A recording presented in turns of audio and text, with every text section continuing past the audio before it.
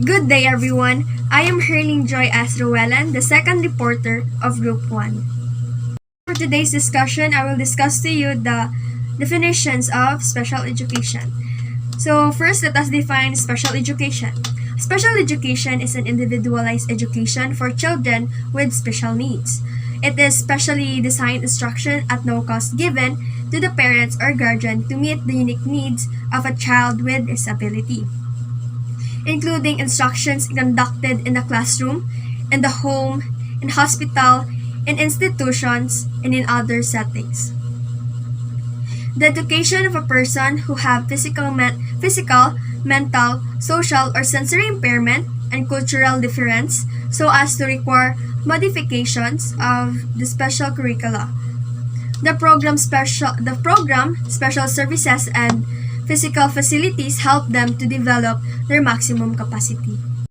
Next is understanding the different terms in special education. The first term is adapted physical education. It is a program that is designed to fit the learners who require developmental of correlative instructions in PE.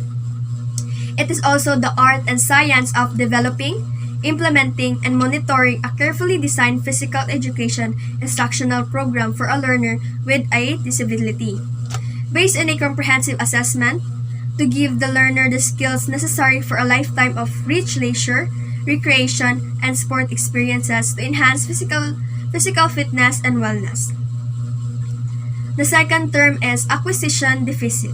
It refers to the absence of knowledge for executing a particular skill that has never been mastered. It is a type of social skills deficit that stems from a lack of knowledge which a child does not understand a skill and thus cannot master it. Next is adaptive behavior. It is the ability of an individual to demonstrate appropriate personal independence, social responsibility, and environmental awareness for his or her chronological age and cultural group. It is also the set of skills that individuals should be able to perform at a certain age. Part of the assessment for children with special needs is their ability to perform behaviors like social skills, cleaning, personal grooming, and etc. The next term is assistive technology. Any equipment or product system that is used to increase, maintain, or improve the capabilities of or enhance the learning of learners with disabilities. This means that there will be technology to assess the persons with disability that will help them to improve their capabilities. Next is attention deficit disorder, or ADD, an out-of-date term that was previously used to describe children who have difficulty paying attention but are not significantly impulsive or hyperactive. These students may have motor delays, and the teacher needs to work on reinforcing confidence, and positive feedback is the way to do it. For this, teachers can implement a reward system where a student earns reward by meeting a minimum expectation. Next term is autism spectrum disorder, or ASD, a developmental disorder characterized by abnormal or impaired development in social communication skills and restricted and or repetitive patterns of behavior. So by using adaptive physical education, it is important to understand students with disabilities needs, and preferences. It is possible that they can get very nervous and anxious during a physical education class or any class, so they need to be introduced into that environment with care. Students with disabilities can also be introduced to the setting beforehand to reduce anxiety. Next term is intellectual disability, or ID.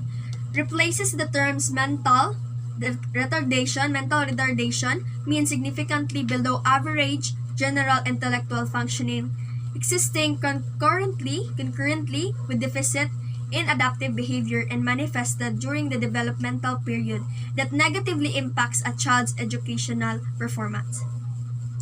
The primary change needed while teaching students with intellectual disabilities is to use shorter sentences, use less verbal instructions, and more of gestures and demonstrations. The next term is disability.